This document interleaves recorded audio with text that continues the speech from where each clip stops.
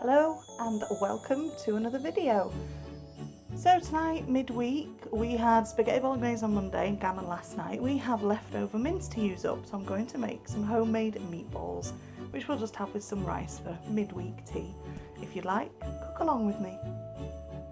Okay, so to start off with, we're going to use up what was left of our minced beef, and I also have some sausage meat and a couple of very small eggs. Can you see those? Yeah. So I'm going to get all those in that bowl. Okay, so we have all our meat in there. To that, I'm also going to add plenty of seasoning. So I'll start with some salt. This is a messy dish, so you're going to get messy. We'll also add some black pepper. And a liberal amount of garlic and onion. So that's garlic, somewhere my onion, there we go, some onion,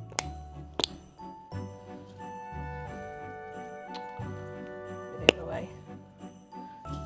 So because it's midweek, I don't really have the time for a lot of chopping. We are using powdered onion today, well, chopped onion. That is sweet smoked paprika and some Italian seasoning.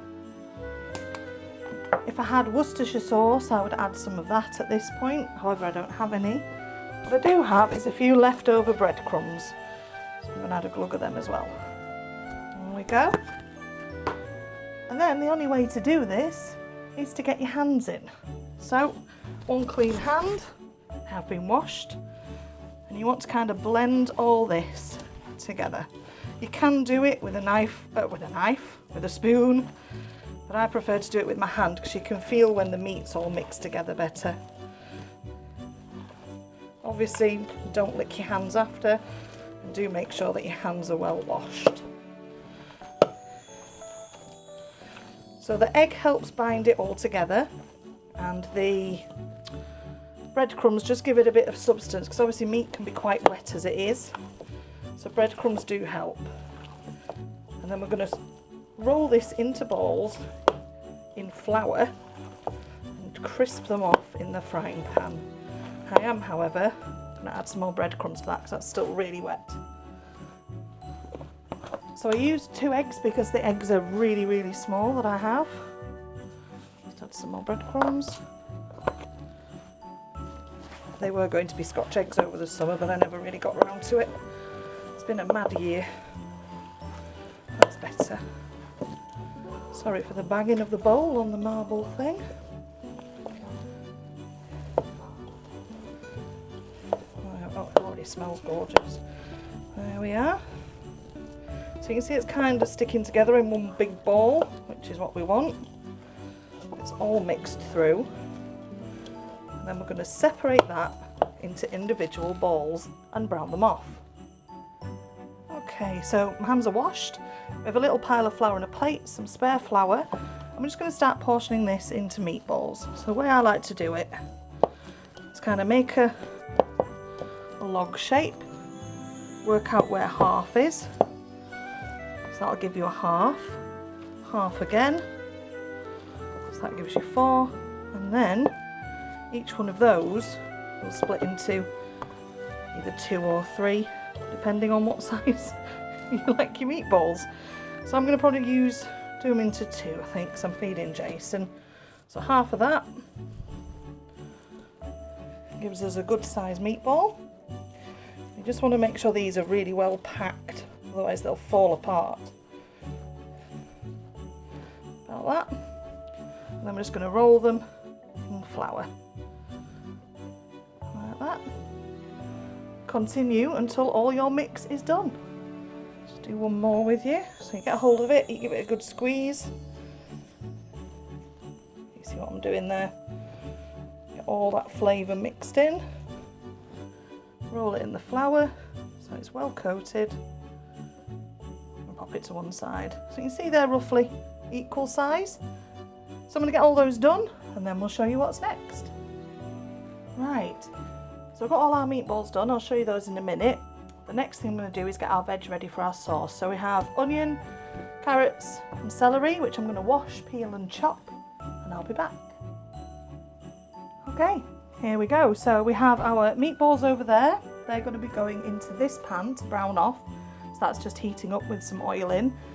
We need to get that nice and hot because we want them to brown nicely on the outside, which is why the flour helps. And in this pan we just have some olive oil, which has just started heating up.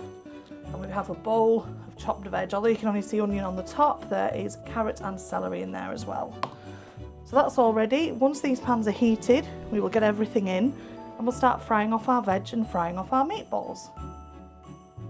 Sneak peek at the next shot, just to show you that I do this every day. This is a flapjack for Jason's lunches throughout the week. Okay, so our pans are hot, so the first thing I'm going to do is get our meatballs in. Make sure they've got plenty of flour on. And they're going to go in there. Not quite sizzling yet, but I can hear it starting to pop. And start browning off.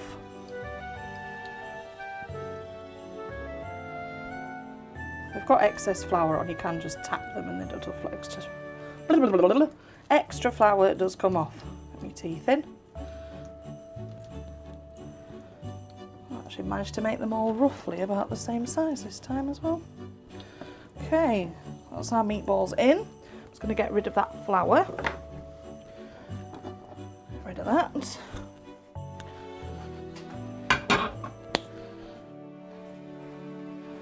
Okay. I always get a bit paranoid about flour on the hob. I don't know why, I just do.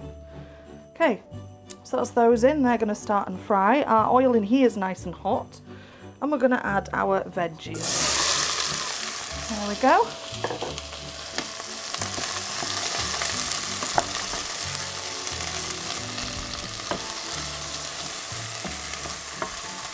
Sizzle asthma.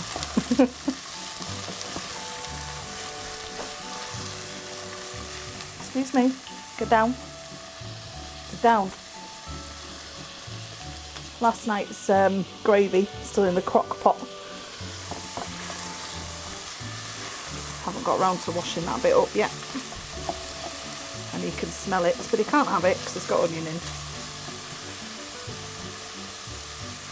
That was a little alarming. Yeah, if you do have dogs and they are in the kitchen, please make sure they don't eat onion.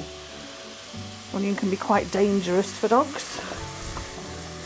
I've seen a couple of videos that were a little bit alarming where they were giving their dog food that had huge lumps of onion in. So while our veg starts to cook down and our meatballs are browning, we'll get together the rest of our sauce stuff. So I have some passata, which is just like a rich tomato sauce, salt and pepper, some basil, tomato and garlic puree, and a beef stock cube. So once we've got our veg cooked down, we will add our passata and our herbs and spices, and that should make a nice sauce for when we put our meatballs in the oven. And because we're having rice with it, we don't need to put that on yet. It's still a while until Jason's home. The evening chorus of dogs has started, so I do apologise if that's very loud. Get these cooked through a bit and then we'll go on to the next step. Okay, so you can see our meatballs, they're starting to brown off. Our veggies have softened down. So to those veggies now I'm just going to add our passata. If I can get the lid off. Oh, bear with me. Okay, so we have our lid off. That was tougher than I expected. That is our passata in. So those veggies can start to cook into that lovely tomatoey sauce. And I'm just going to add a little bit of cold water just to rinse out the jar. So I was brought up in a household where everything we had to stretch. So because everything had to stretch, we had to do things like watering down sauces and that kind of thing. Now that it's not quite as bad, I do still rinse my jars out and things because I remember the times when we didn't have all that much stuff. I mean, we're very blessed now with the array of ingredients that we can get. Okay, so that's our sauce started. So tomato also means basil. Good glug of basil. And I've also added some salt and pepper. So that now can just sit and start to cook with all that veg in, because that is your sauce. Like I say, I would add some Worcestershire or something like that if I had it. Unfortunately I don't. Maybe next time. In fact, Maggie's seasoning sauce is really nice in that as well. Oh, almost forgot. I also have a single stock cube to pop in, which should just enhance that beef flavour that's in the meatballs, because there's beef and sausage meat. Right, we'll get that cooked down and then we will assemble.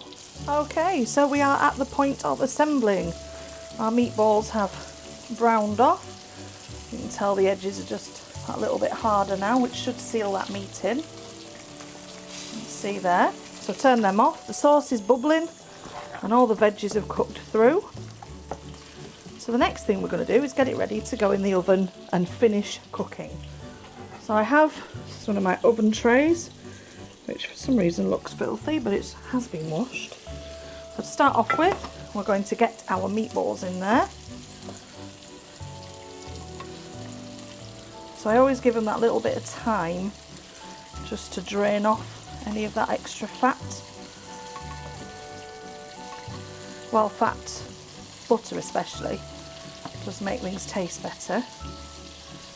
There are those of us who are on a little bit of a health kick, so try to minimise fat as much as I can. There we are. You can see they're browned off. They're not sticking together. You can actually hear they've browned off. There we go. So they're fine in there now, and we're going to add our sauce over the top. So we'll pour our sauce over the top. Okay, there we go. So that is now going to go into the oven for about half an hour to 40 minutes on a very low heat, just to finish cooking that meat through. Important bit I forgot to say. Cover it with foil, stop it drying out if it is going in for any longer than sort of 25 minutes. Okay, so Jason's home. He's just going to lift his meatballs out. Steamy windows.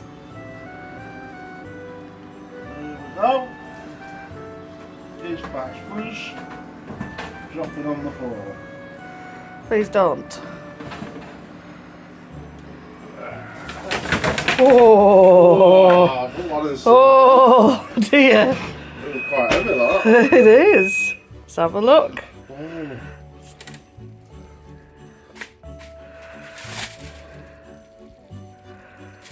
There we go. There you go. So there's our finished meatballs. So next time you see them, they'll be plated up and Jason will be trying. Okay, so he's home. Gigantic bowls. He's going to test his meatballs now. Please. Let's see what he thinks. He's not, again, it's another recipe of mine he's not had. So let's see what he thinks. Firm bowls then, baby. Got some firm bowls on you. Get some of this on here. Let's see what he thinks. Oh, they're bloody delicious. I'll tell you what, they're better than IKEA. They're better than IKEA? Better than Swedish meatballs then. Oh. Look at them, banging. Let's have a little look inside one so people can see. Let's have a look. There we go, so that's a cross section. And that is meatballs. So, thank you so much for watching. Hope you enjoy this recipe. Thank you so much for joining and all the lovely comments I get, and I will see you on the next one. Bye. Toodle pip.